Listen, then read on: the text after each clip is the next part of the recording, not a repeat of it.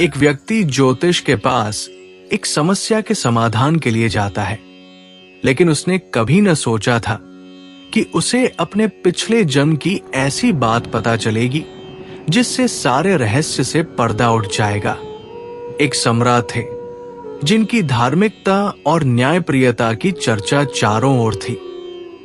साथ ही वे ईश्वर के अनन्य भक्त भी थे। उन्होंने भगवान के लिए एक भव्य मंदिर का निर्माण करवाया और एक विद्वान ब्राह्मण को वहां का पुजारी बनाया। ये ब्राह्मण अत्यंत विनम्र और धर्मनिष्ठ व्यक्ति था, जो कभी राजा से कुछ भी नहीं मांगता था।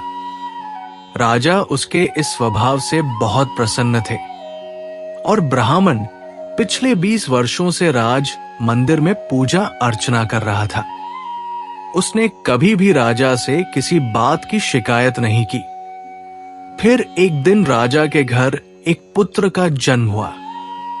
राजा ने उसे शिक्षित करके एक विद्वान बनाया और उसका विवाह एक खूबसूरत राजकुमारी से कर दिया। विवाह की रात राजकुमारी नींद नहीं आने पर घूमने लगी। जब वो अपने पति के बिस्तर के पास पहुंची तो उसने देखा कि वहां हीरे जड़ित एक तलवार रखी है। जैसे ही उसने तलवार को खोला, वो बिजली की तरह चमकने लगी। ये देखकर वो भयभीत हो गई और डर से उसके हाथ से तलवार छूटकर उसके पति की गर्दन पर गिर गई, जिससे राजकुमार की मृत्यु हो गई। राजकुमारी अपने पति की मौत से अत्यंत दुखी हुई और वह ये सोचकर बहुत डर गई थी कि अगर मैं सबको सच बताऊंगी तो कोई भी मेरी बात पर विश्वास नहीं करेगा। जैसे ही सुबह का उजाला फैला, राजकुमारी ने विलाप करना शुरू किया और बताया कि उसके पति की हत्या हो गई है।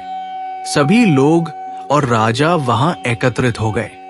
राजा ने पहुंचकर पूछताछ की, मेरे पुत्र की हत्या किसने की?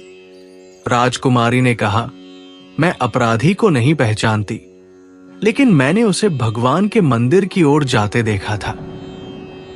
राजा समेत सभी लोग ठाकुर जी के मंदिर में गए तो उन्होंने ब्राह्मण को वहां पूजा करते पाया। तत्काल सभी ने ब्राह्मण को पकड़ लिया। ब्राह्मण की पत्नी ने बहुत समझाया कि उसके पति ने राजकुमार की हत्या नहीं की है, लेकिन किसी ने उसकी बात नहीं मानी।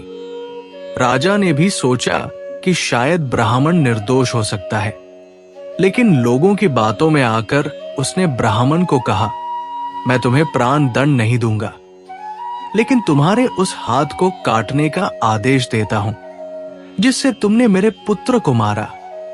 ऐसा कहकर राजा ने उसका हाथ कटवा दिया। इस पर ब्राह्मण बहुत दुखी हुआ और राजा को अधर्मी मानकर राज्य छोड़ दिया। वो फिर ऐसे किसी विद्वान ज्योतिषी की तलाश में निकल पड़ा। उसने बहुत खोज की कि कोई विद्वान ज्योतिषी मिले तो बिना किसी अपराध किए अपना हाथ कटने का कारण उनसे पूछ सके। फिर उसे काशी में एक विद्वान ज्योतिषी मिले। जब ब्राह्मण उस ज्योतिषी से मिलने उनके निवास पर पहुंचा तो उस समय ज्योतिषी वहां उपस्थित नहीं थे। उनकी पत्नी उनकी अनुपस्थिति में उनकी निंदा कर रही थी और उन्हें बुरा भला कह रही थी। कुछ समय बाद जब ज्योतिषी घर लौटे तो भी उनकी पत्नी उनका अनादर करती रही, लेकिन ज्योतिषी ने चुप रहकर कोई प्रतिक्रिया नहीं दी और उन्होंने अपनी पत्नी से कोई विवाद नहीं किया।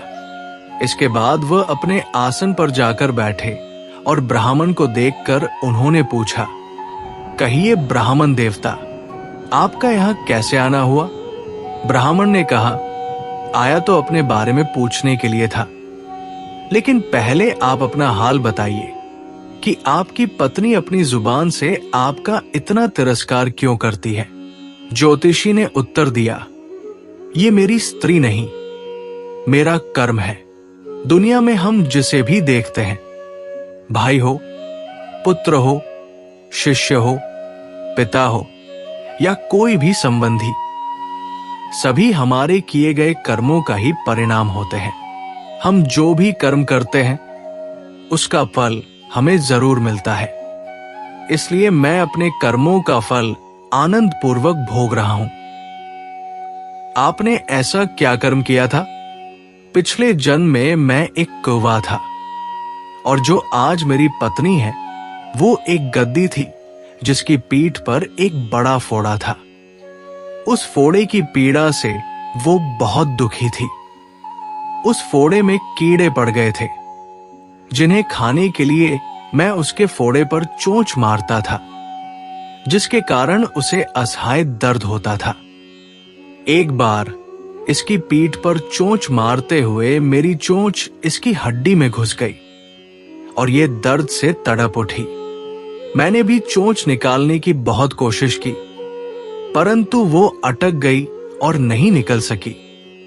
इसने सोचा कि पानी में मैं अपनी चोंच निकालूंगा।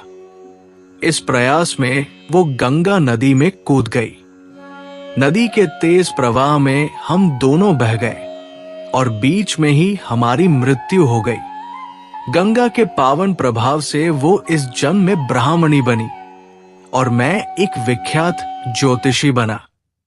और आज वो मेरी पत्नी है, जो कुछ दिनों के लिए मुझे अपने मुंह से गाली निकालकर मुझे दुख देगी। लेकिन मैंने उसे दर्द पहुंचाने के लिए चोंच नहीं मारी थी, इसलिए उसकी समझ एक दिन बदल जाएगी। अपने पूर्व कर्मों का फल समझकर मैं इसे सहन कर रहा हूं और मैं इसलिए शांत हूं और उस दिन का इंतजार कर रहा हूं जब उसका स्वभाव सुधर जाएगा। अब आप कहिए, आप यहां किस लिए आए हो? ब्राह्मण ने अपनी कहानी सुनाई और पूछा, अधर्मी और पापी राजा ने मुझ जैसे निर्दोष का हाथ क्यों काट दिया? राजा ने तुम्हारा हाथ नहीं काटा, तुम्हारे कर्मों ने तेरा हाथ काटा है। ये कैसे संभव हुआ? पूर्व जन्म में तुम एक तपस्वी थे और राजकन्या एक गाय थी, जबकि राजकुमार एक कसाई था। जब कसाई ने गाय को मारने की कोशिश की, तब वो गाय अपनी जान बचाकर जंगल की ओर भागी। पीछे से कसाई आया और आपसे पूछा, गाय इधर तो नहीं आई? आपने जिस तरफ गाय गई थी उस तरफ अपने हाथ से इशारा किया, तो कसाई ने जाकर उस गाय को मार डाला। उसी समय एक शेर आया और उसने गाय और कसाई दोनों को खा लिया। कसाई को राजकुमार और गाय को राजकन्या के रूप में जन्म मिला और पूर्व जन्मों में किए गए कर्मों ने उन दोनों को एक रात के लिए साथ लाया। क्योंकि कसाई ने गाय को हिंसक तरीके से मारा था, इसलिए राजकन्या के हाथों से गलती से तलवार गिरने के कारण राजकुमार का सिर कट गया और वह मर गया। इस तरह कर्म निवृत्त हो गया और तुमने जो हाथ का इशारा किया था, उस पाप कर्म ने ही तुम्हारा हाथ कटवा दिया। इसमें तुम्हारा ही दोष है, किसी और का नहीं। ऐसा सोचकर सुखपूर्वक अपना जीवन व्यतीत करो। दोस्तों, इस कहानी से हमें यही सीख मिलती है कि कभी किसी को कमजोर या लाचार